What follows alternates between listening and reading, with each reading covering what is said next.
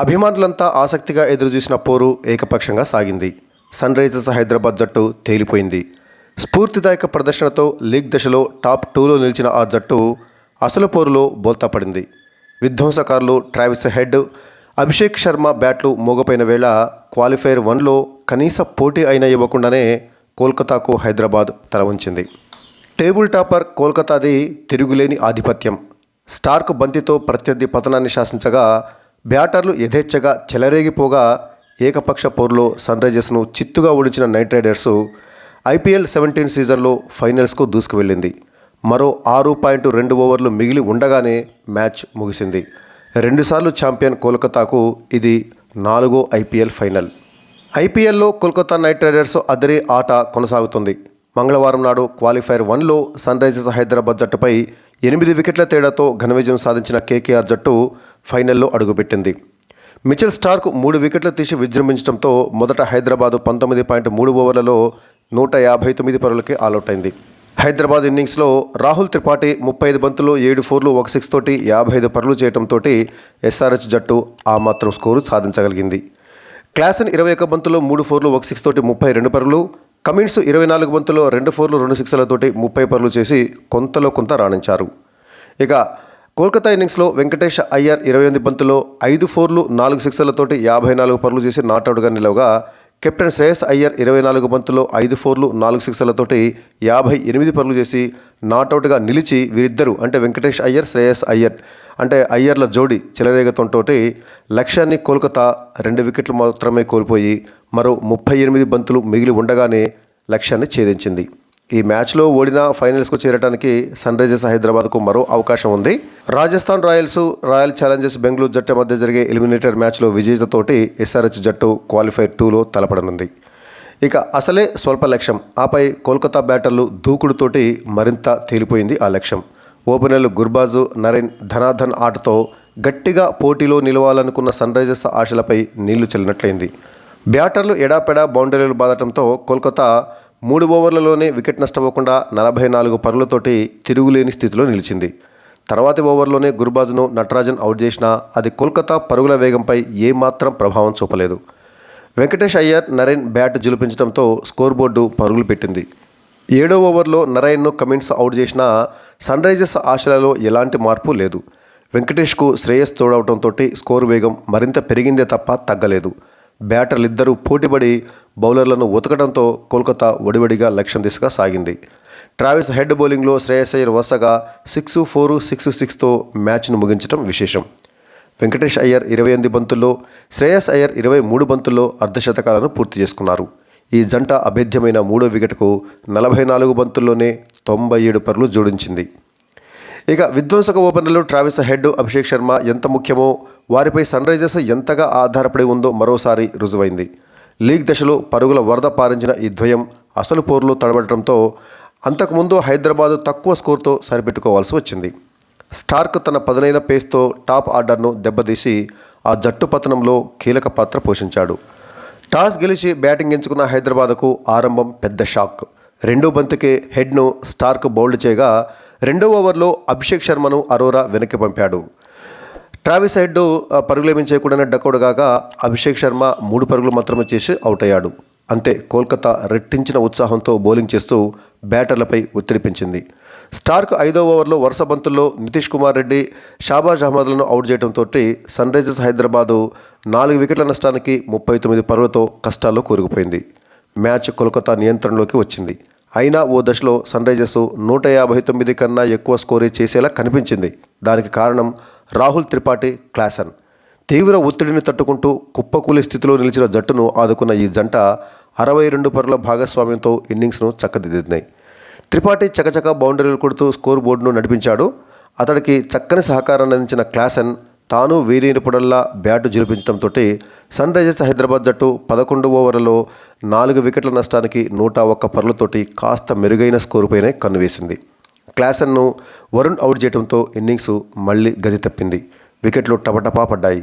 ఆకాశబెటకే Tripathi run out కాగా సన్వీరు, సమద్, భువనేశ్వర్ వీళ్ళందరూ కూడా క్యూ కట్టారు. ఫలితంగా 9 వికెట్ల నష్టానికి 126 పరుగులతోటి సన్ రైజర్స్ మ్యాచ్లో చాలా ముందే చేతులెట్టేసినట్టుగా అనిపించింది. కానీ ఆఖర్లో బ్యాట్ జిలిపించినటువంటి కెప్టెన్ కమిన్స్ జట్టు స్కోరు 150 దాటించాడు. విజయకాంత్తో ఆఖరి వికెట్కు 33 పరుగులు జోడించిన కమిన్స్ చివరి ఓవర్లో వెనుతిరిగాడు.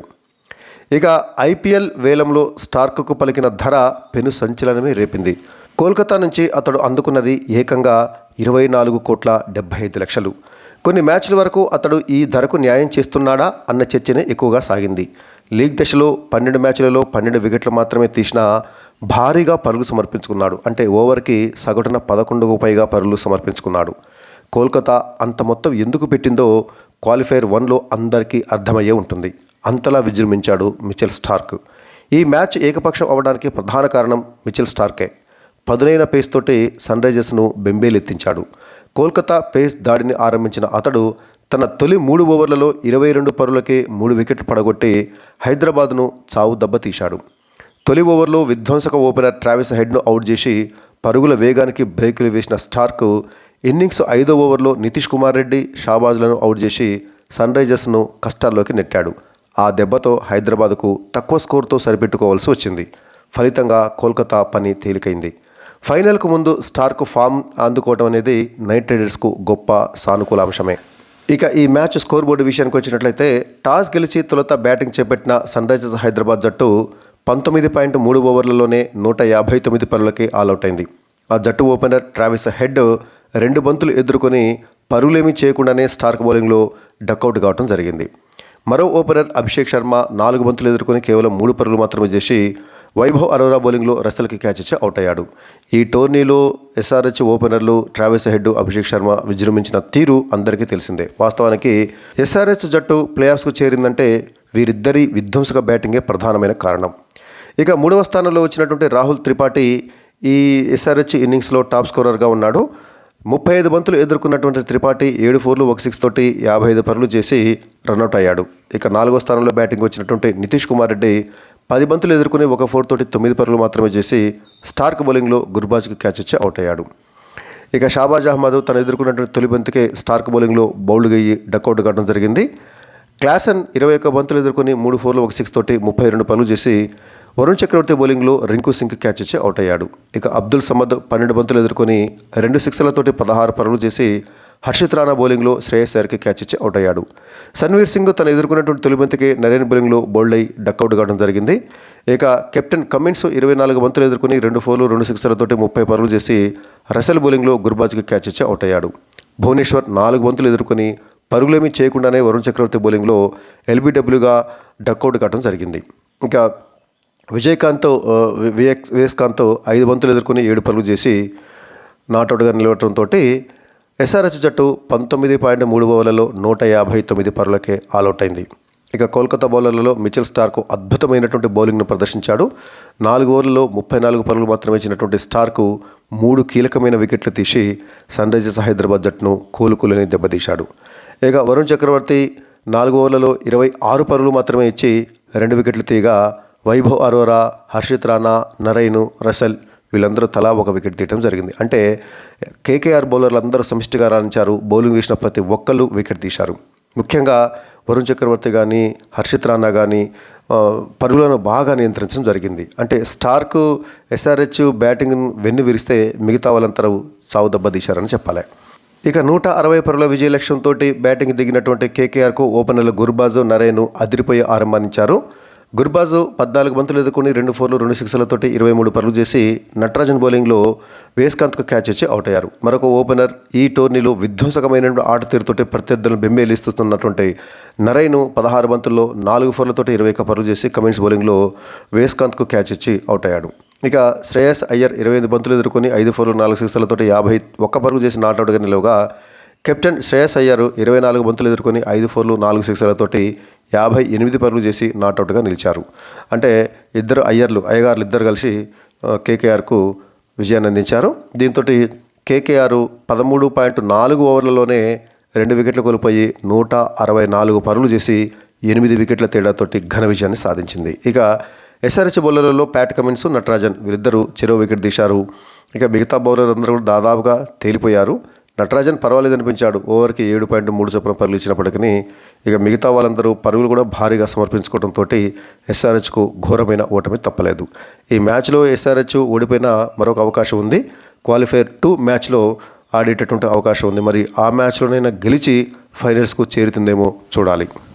తన అద్భుతమైనటువంటి బౌలింగ్ తోటి ఎస్ఆర్హెచ్ బ్యాటింగ్ వెన్నువిరిచి కేకేఆర్ విజయంలో కీలక పాత్ర పోషించిన మిచెల్ స్టార్క్కి player of the match award లభించింది.